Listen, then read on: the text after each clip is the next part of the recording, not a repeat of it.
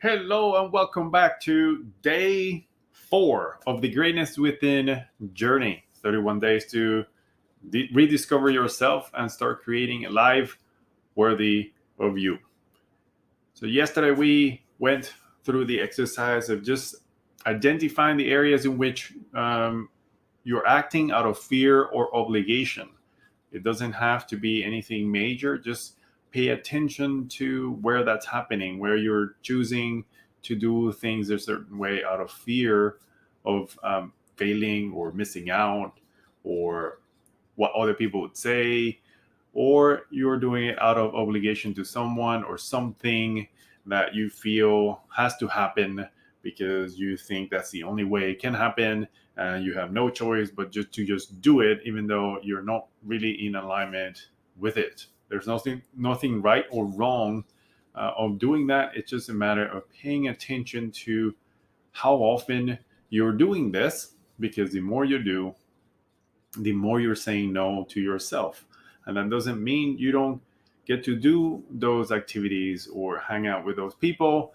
It just means that you have to maybe start identifying where you can regain control of your choices and just be willing to confidently take those steps forward. So today I wanted to go a little bit deeper, maybe just give it a little bit more structure to this idea of who's in control.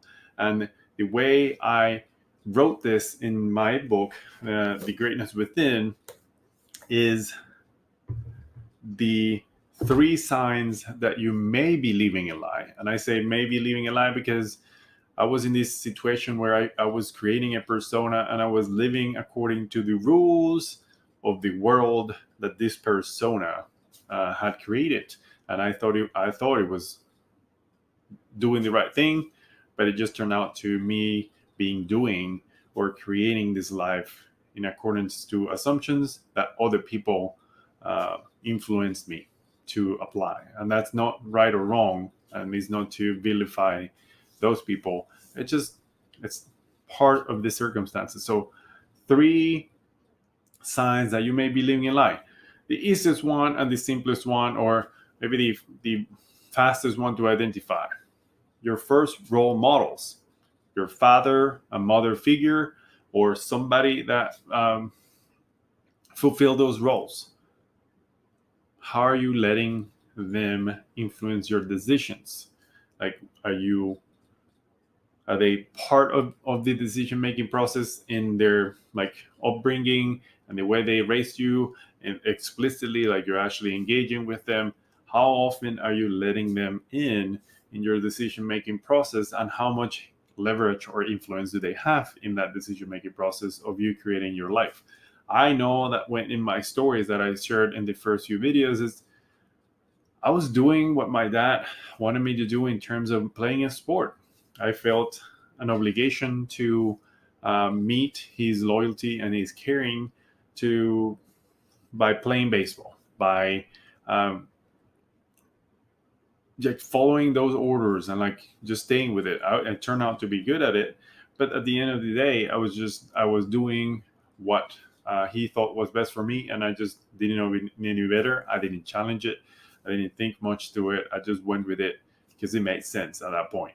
And I did the same thing with my mom. So those things were in there. So it's just paying attention to that. Where is the influence of your father and mother figures, your first role models, whoever you're following as like you feel they raised you? Pay attention to that. The loved ones, the ones that are very close to you. The second sign of this is just living what the experts say, living how the experts say. Whoever the experts are, it doesn't have to be somebody famous. It's just, who do you think or feel are the experts in your life? Maybe your mentors, your coaches, your guidance counselors, whoever you're thinking about, whoever the expert is. How much are they influencing your decision making process? Where are they involved? Where are their beliefs and behaviors are dictating how you operate and how you make certain decisions? This is not, again, to decide whether that's good or bad. This is just to become aware of these areas. And then number three is your close friends.